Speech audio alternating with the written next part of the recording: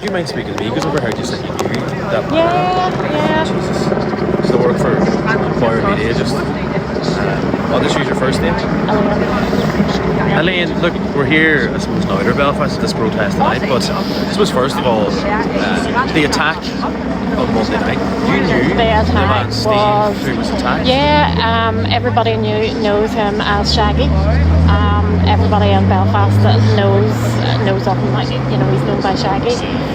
He is quite a vulnerable person with his own learning difficulties, all things.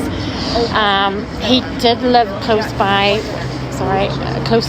in the Rathpool area for years, but he needed assisted living, so they moved him recently to where he was attacked.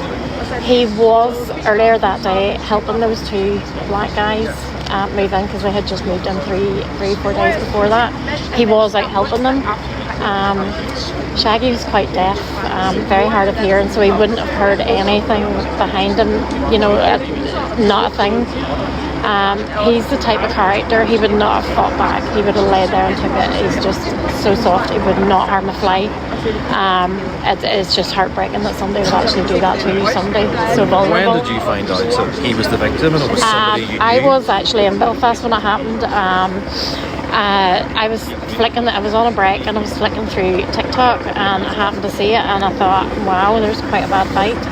And then when they started to zoom in and they saw that it was a black guy on top of him with the knife, I mean, it was quite gross. Part of that video the other night, which I'm not going to describe, was cut out.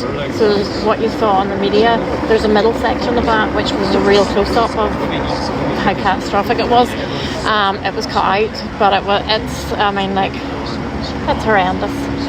Have you spoken to his family or other friends? There's not really, because I mean, like, he's originally from Scotland. I think it was about 15 years ago. It was either 17 or 15 years, something like that. He moved over here, and as I say, there's nobody would tell you a bad word about him. He's just such a lovable. Everybody, I mean, like, not just the homeless and the vulnerable on the streets of Belfast.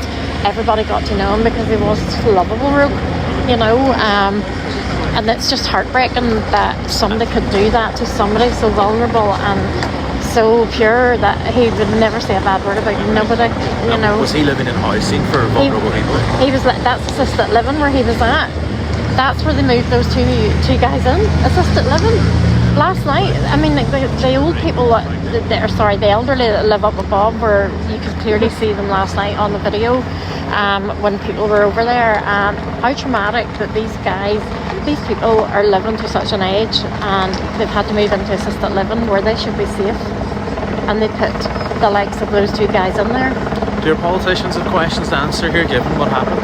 Oh yeah, big style. You know, it's quite sad. Around the streets of Belfast today, Royal Avenue, Donegal Square, etc., where the homeless were all, I mean, the town was empty. The homeless are there. They have no facilities to go to, nowhere to shower, nowhere to get the food. There's so many places have closed down because they have to think of safety for the volunteers. And that's the heartbreaking part about it all, you know, because they're suffering as well. They're suffering a lot because that hotel is full of migrants.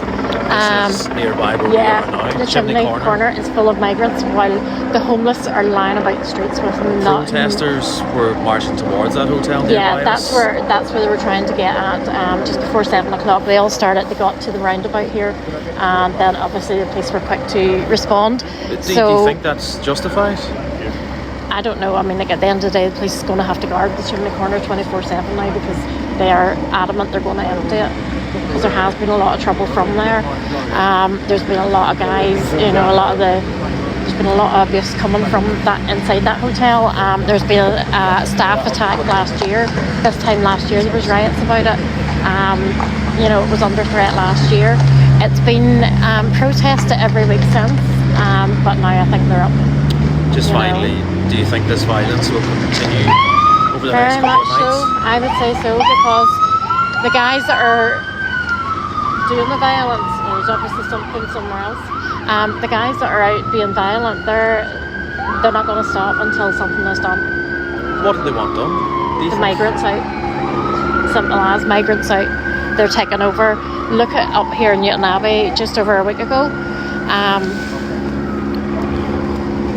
all these guys were out doing their little sword dance, part of their religion. I mean, like, the police, if that had been Catholic and Protestant in Belfast or any other religion, the police would have been down quick, arresting every one of them and taking the knives and this that and that, you know what I mean? But here these guys is coming over doing their ceremonial dance with swords and stuff, and it's okay. It's ridiculous. Do you feel that this is a powder keg situation that has already exploded and it's just going to continue now? Right, hang on a second.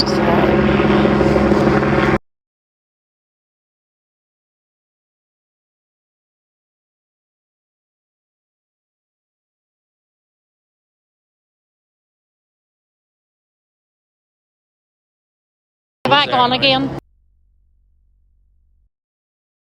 129 Jesus.